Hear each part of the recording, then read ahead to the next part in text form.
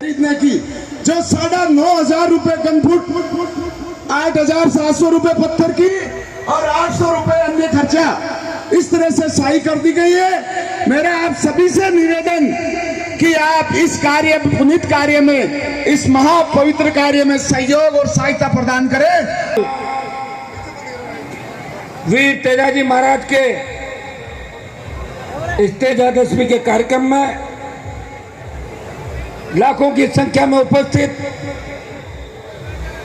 मारवाड़ सहित पूरे राजस्थान के कोने कोने से पधारे हुए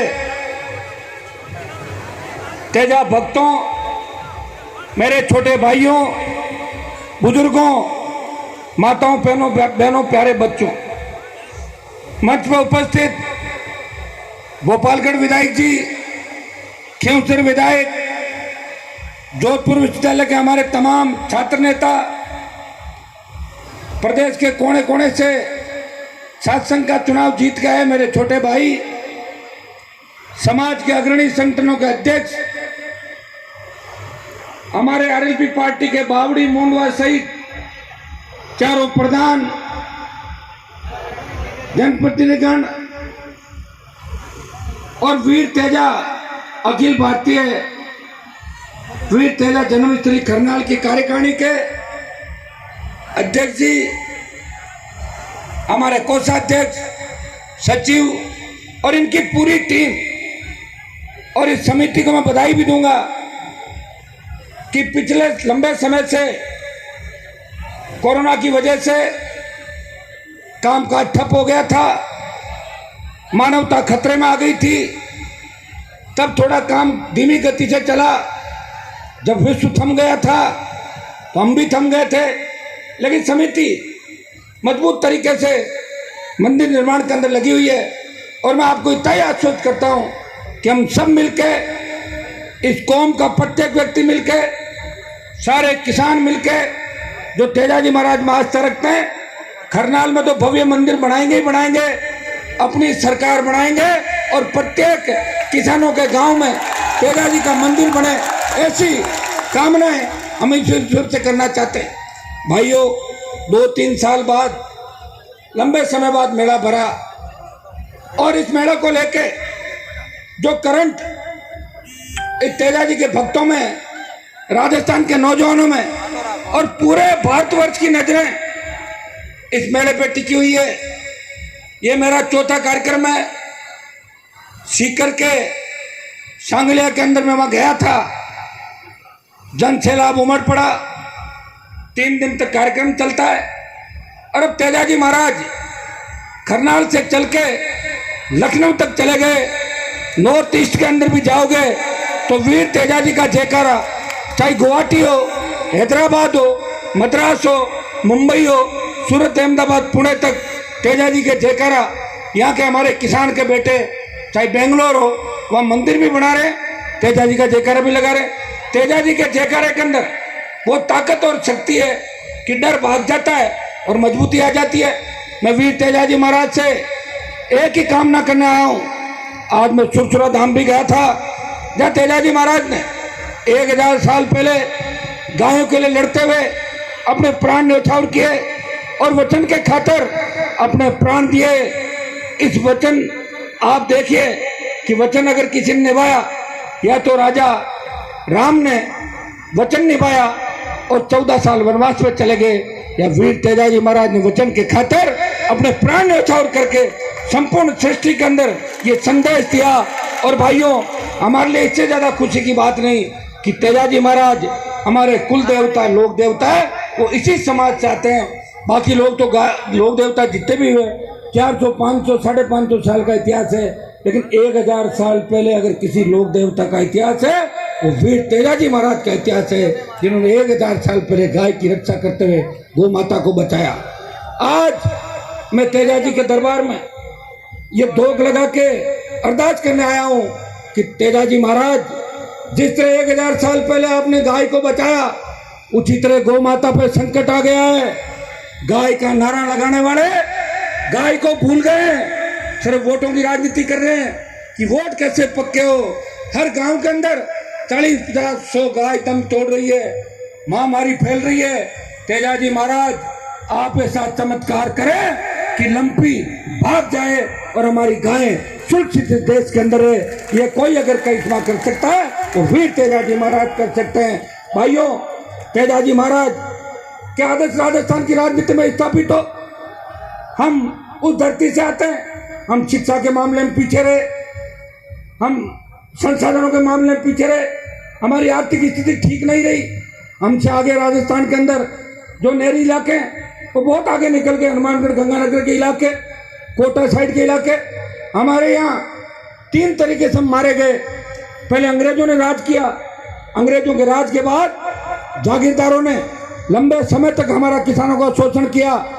बाद में अकाल का साया और नेताओं का धोखा हमें पीछे धकेल के ले गया। लेकिन मुझे पूरा विश्वास है इस सोशल मीडिया और तेजाजी महाराज के जयकारे में इतनी ताकत है कि यहाँ का जवान, मारवाड़ का जवान और किसान के बेटे बेटियां अब हिंदुस्तान के अंदर हर दिशा में परचम फहराएंगे। पूरा विश्वास हनुमान बेनीवाल को है।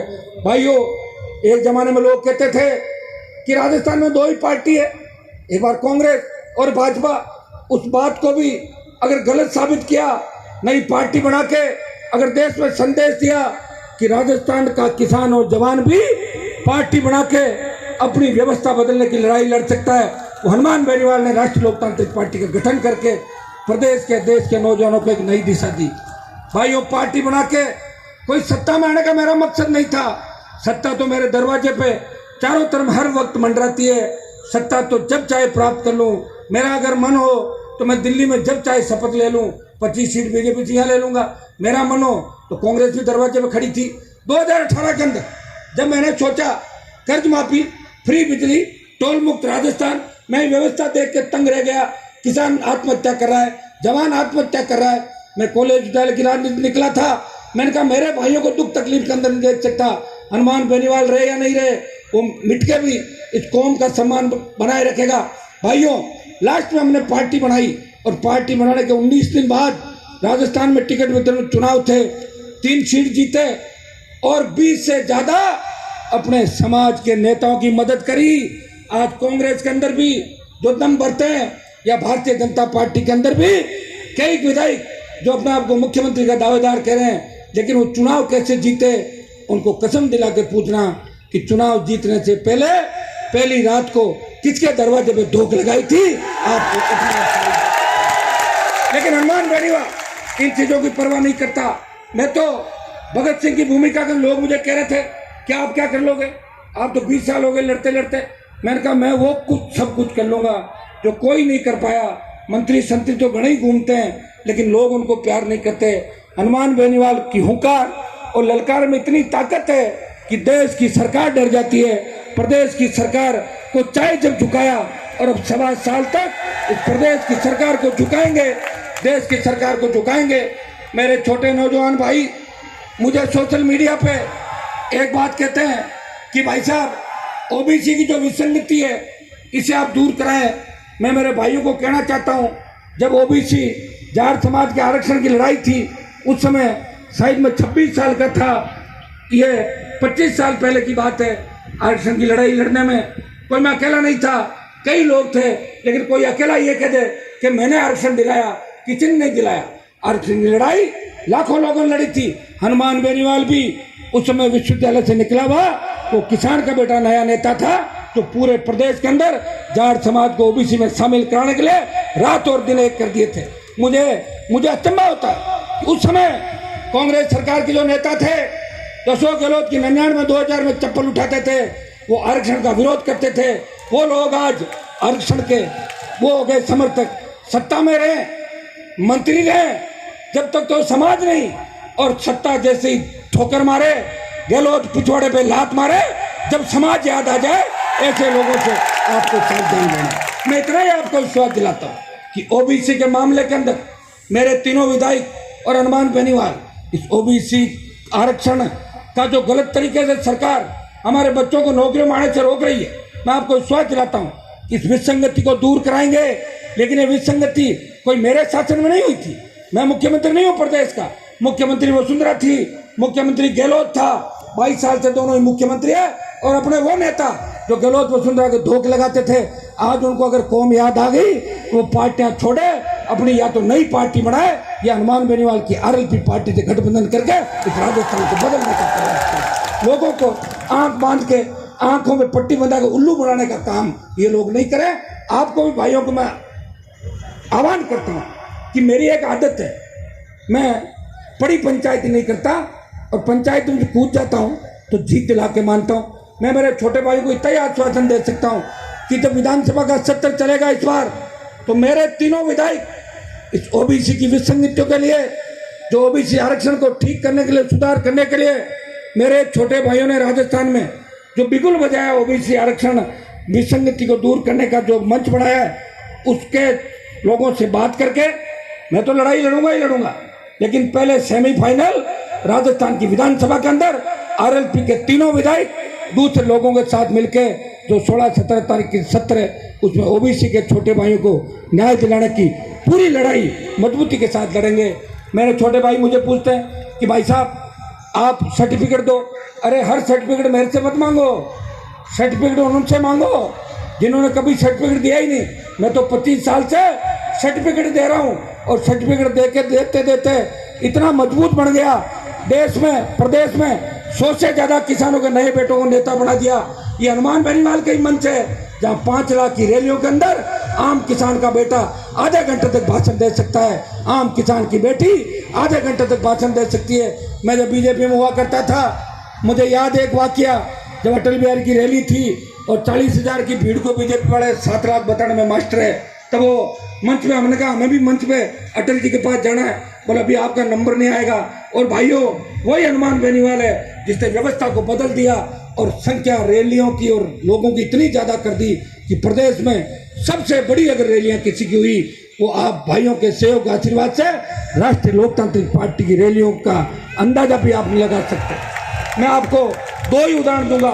जब देश का किसान संकट के अंदर था, तब यहाँ भी आवाज उठी, लोगों ने कहा कि हनुमान जी मोदी की गोदी में बैठे हुए, छोड़ क्यों नहीं रहे किसानों का आंदोलन। लोग तो क्या सोशल मीडिया भावुक हो जाते हैं, इमोशनल होके बात कह देते हैं। लोगों ने कहा हनुमान जी अगर छोड़ दे तो मोदी झुक सकता है। मुझे हरियाणा, पंजाब और उत्तर प्रदेश, दिल्ली के किसान नेताओं ने कहा हनुमान जी आप हमारा साथ दो, मोदी को झुकाना है। वैसे ही आंदोलन जो था वो पंजाब हरियाणा से चला था किसान आंदोलन, राजस्थान के किसानों का आंदोलन नहीं था। भाइयों, मैंने कहा मेरी वजह से अगर किसानों की जीत होती है तो हनुमान बेनीवाल वो कुर्बानी भी देगा जो कुर्बानी 20 वर्षों से इस राजस्थान में देता रहा है।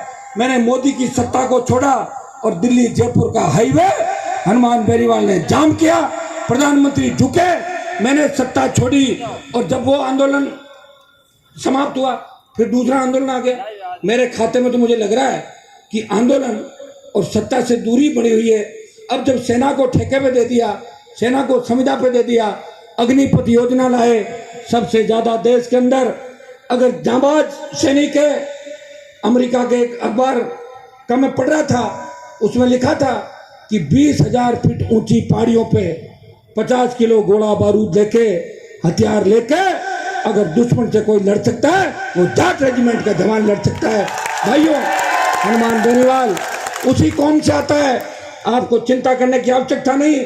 जोधपुर के अंदर आपने टेलर दिखाया था, 4 दिन में 2 लाख जवानों ने जोधपुर के अंदर इकट्ठा होकर मोदी को चुनौती दी कि मोदी जी किसान आंदोलन की हार से बौखला के जो किसान के बेटों के खिलाफ ये षड्यंत्र रच रहे हो, ये बर्दाश्त नहीं होगा। और मैं आपको विश्वास दिलाता हूं कि अगली रैलियों की भी घोषणा करेंगे, अग्निपथ योजना वापस करवाने के लिए पूरी ताकत इस देश के अंदर लगाएंगे, प्रदेश को खड़ा करेंगे, आवश्यकता पर तो दिल्ली कूच भी करेंगे। मैं तो आपको इतना ही कहना चाहूंगा कि आज जो हालात है उस हालात के लिए कौन जिम्मेदार है? क्या मैं जिम्मेदार हूं? मैं तो आवाज तो उठा रहा हूं और मेरी वजह से मेरे समाज के नेताओं की भी दुकान कांग्रेस और भाजपा में समय समय पर चलती रहती है, क्यों कहते रहते हैं कि आप साहब हमें जिम्मेदारी सौंपो, हम हनुमान जी को परास्त करेंगे। तो अच्छा काम कर रहा हूँ, नुकसान क्या कर रहा हूँ? तुम्हारा नुकसान कर रहा हूँ? कुछ नुकसान तो मेरा ही कर रहा हूँ। ये हनुमान बेनीवाल की हुंकारों का ही परिणाम है कि कांग्रेस और भारतीय जनता पार्टी ने अपने अध्यक्ष हमारे समाज के बना दिए। उससे पहले तो नहीं बने, लगातार बनाते गए अध्यक्ष। मैं आपका नुकसान नहीं होने दूंगा, आप निश्चित रहे। लोग ये भी कहते थे, अब विरोधियों के पास तो कहने को सामान नहीं, तो क्या कहें कि हनुमान जी तो लड़कों को बिगाड़ रहे हैं। अरे भाइयों, जब देश के जवानों पे संकट आया, जब अग्निपथ आया, तो छोटे मोटे नेता और देश के बड़े बड़े नेता क्यों नहीं बोले अग्निपथ के खिलाफ? बोले क्या कुछ? जब अभी लोकसभा चल रही थी, मैं अकेला तख्ती लेकर खड़ा रहता था, अग्निपथ वापस लो, अग्निपथ वापस लो। तो मुझे लगा कि कांग्रेस पार्टी के लोग मेरे साथ आएंगे।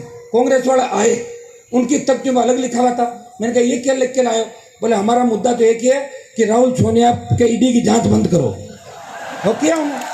सुनो, वो उसके गीत गाएंगे जो उनको टिकट देगा, जिनके नाम से वोट मिलेगा, और मैं गीत आपके गाऊंगा, क्योंकि मेरा कोई आला कमान नहीं है। मैं तो, मेरे घर पे तो तेजा जी की फोटो मिलेगी या कोई भगत सिंह की मिल जाएगी। मैं कोई मोदी, गहलोत या कोई दूसरी फोटो थोड़ी रखता हूँ अपने घर के अंदर। आप जानते हो सारी बातें। इसलिए भाइयों, मैं इतना ही संदेश आपको देना चाहता हूँ। हनुमान बेनीवाल मजबूती से 23 की लड़ाई राजस्थान में लड़ेगा। एक मेरी आदत और है, मैं हरियाणा, उत्तर प्रदेश के अंदर, अभी यूपी के अंदर चुनाव थे, तब बहुत से लोगों ने कहा कि आरएलपी को यूपी के अंदर लड़ाओ। मैंने कहा मैं अगर आरएलपी लड़ाऊंगा तो उत्तर प्रदेश में किसान कौम कमजोर हो जाएगी। मैं वोट काटने की मशीन नहीं बनना चाहता। मैंने नहीं लड़ाया। हरियाणा